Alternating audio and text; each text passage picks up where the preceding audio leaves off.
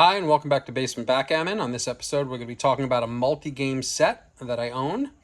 That's the largest one I have. I have three others. I'll show you them right here. I got this red one that I got recently. I got this black one and this beige suitcase-like one.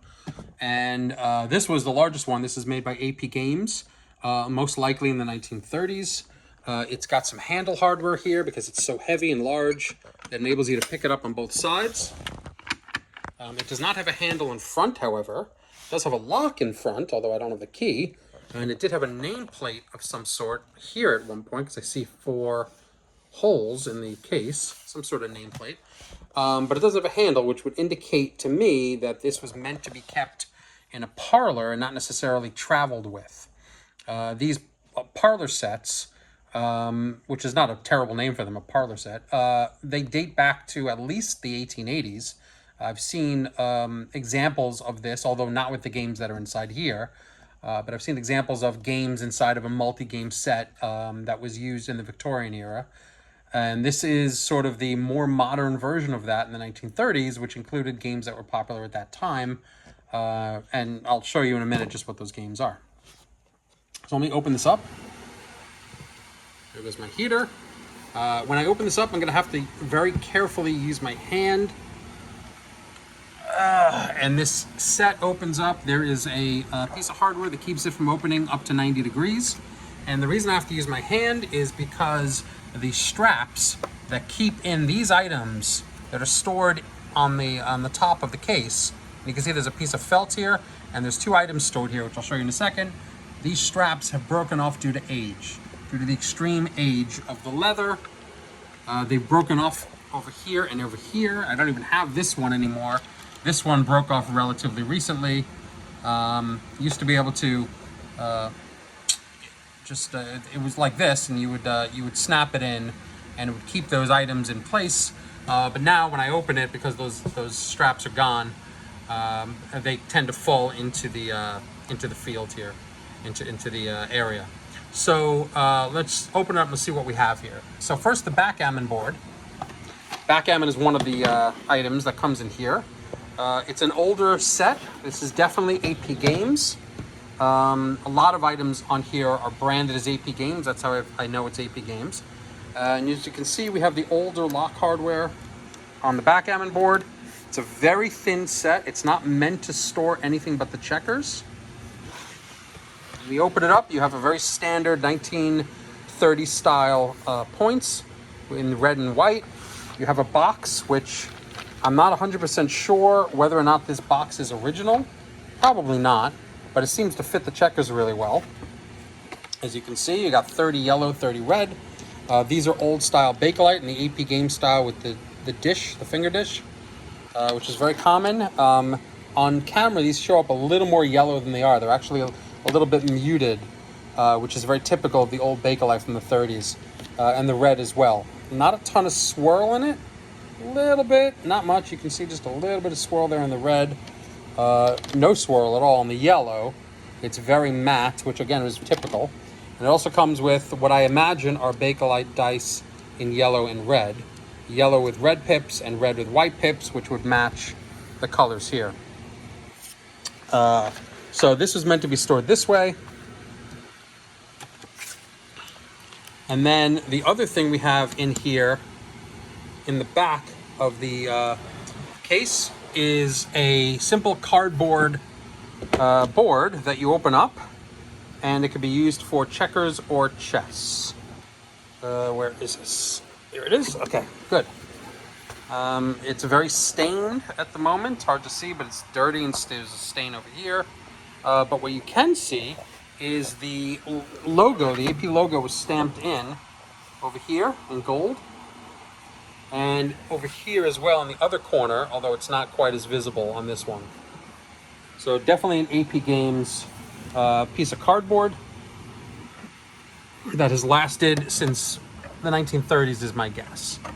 So let's put this back. Let's see what else we got in here.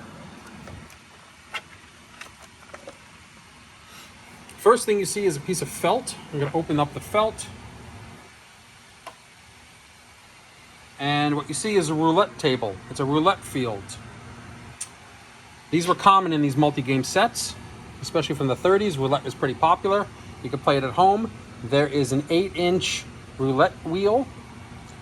Again, branded with AP Games. That looks practically new. The plastic is in great condition, although the roulette wheel itself is a little weathered. And they have a little ball, a little wooden ball that comes with it. And you spin it, and boom, you're off to the races. 8 black. There's a couple of instructions in here. There's also, weirdly, another roulette field in paper. I don't know why there's 2 roulette fields in here. It's possible that this roulette field in felt was added to this set, and then the paper one is the one that came with it. I'm not 100% sure. This box, by the way, that it's in, this paper box, is the original AP Games roulette box, as you can see from this label right here, which is kind of cool. 8-inch roulette wheel, made in USA, AP Games. Arthur Popper, the guy was a genius. Now, the only thing here, everything here is original. The only thing that's missing is this right here. This could have held two things, one of two things, probably a chuck-a-luck, which is that it's like a cage with dice that you turn over. But there's no chuck-a-luck field here. You would normally see a field from 1 to 6 for betting. So it might not be chuck-a-luck. It's probably the chess pieces. The Bakelite chess pieces for the chess board would be stored over here. And we don't have those, unfortunately. A lot of these old sets, these old multi-game sets, not everything is inside the set. It's either been pieced out or pieces have been lost or what have you, so it's unfortunate. But let's keep going through it so you can see what else is here.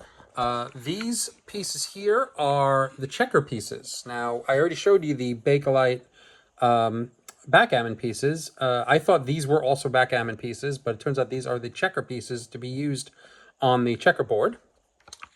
And there is how many? Let's see. There's 1, 2, 3, 4, 5, 2, 3, 4, 10, 1, 2, 3, 15. So there's 15 of each. Actually, maybe more. 1, 2, 3, 4, 5. 1, 2, 3, 4, 5. 1, 2, 3, 4, 16. 16 of the red and 15 of the yellow, which means I'm missing a yellow. It would come, checkerboards would come 16 and 16. What else? Oh, the cards. So if you were going to play poker, came with a pack of original bicycle playing cards with the custom stamp on it. The custom stamp, if I'm not mistaken, also dates to the 30s. I looked up this particular custom stamp. What the custom stamp is at some point, playing cards were taxed. And this says the U.S. Playing Card Company, USPCCO, and this stamp here is for 10 cents. And it comes with the original stamp, which is rare. It's unfortunately not intact. It's been opened, of course. But these are the original playing cards that came with this. And you can date this from the stamp. And I did date it, I believe, to the 30s. And the playing cards that were sold in that era were taxed with this stamp, just like cigarettes are these days, except that this is much more visible as to what the tax is. And each of these stamps were specific to a period of time. So you could roughly date something by the stamp on it for vintage. This is vintage playing cards. It comes with 2 leather cups, 2 leather dice cups.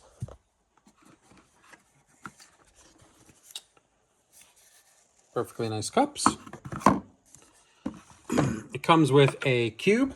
This is a 1-inch Bakelite cube for the backgammon board. You can see it's got the old style 2, 4, 8, 16 going across the faces, and then 32 and 64. Another reason we can date this to the 30s.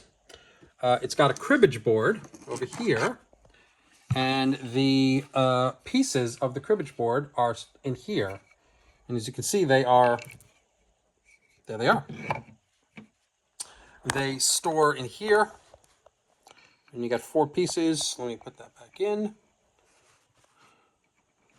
1 and 2, and then 1 and 2. And then you just move this here, and you got nice internal storage, and here's your cribbage board. No maker's mark on the cribbage board, unfortunately. You've got a set of Bakelite dominoes. for playing dominoes. Surprise, surprise. You also have these 5 dice and one of these smaller red dice, these tiny little red dice. Now, the smaller red dice would have come in a Chuck-a-Luck package, which makes me believe this was either added to this set somehow, or maybe maybe Chuck-a-Luck did come with this. I don't know. Maybe somehow they fit Chuck-a-Luck and chess pieces in this area. But only one is here, and Chuck-a-Luck, you would have 3 of these. So I'm not 100% sure why this die is here. And we do have 5 of these green dice for various dice games. Now let's get to the good stuff. We have roulette chips. So these are used for roulette betting. These are not poker chips. These are roulette chips. And each of these colors would represent a particular value. And you'd give them out to your players. And they would bet just like you do in current roulette. And you have all sorts of different colors represented here. You got black, almost blue. You got brown, you got purple, you got green, red. This is very indicative of the colors of the time, and you can see the swirls in these greens as well. So they did an interesting mix of colors here, all sorts of different colors for the roulette chips, and these are all Bakelite chips. Bakelite and or Catalan. Probably Catalan because I think Catalan came in more colors than Bakelite, but regardless, these are not plastic chips, not traditional plastic. These are what we think of as Bakelite or Catalan. And finally, we have 2 sets of poker chips in trays. And each of the poker chips are larger, a little bit thicker. These are Blue Moon. These are yellow and red for different values. You would usually use these for $1, $5, and either $10 or $25, depending on how you decided to do it. And that is the set. This is my largest set. I have other sets that I will be doing videos for. Most of the same games are in those sets in different formats, either smaller or larger. One of them has an amazing set of Bakelite poker trays. While this is all wood inside here, different materials were used in other sets as well.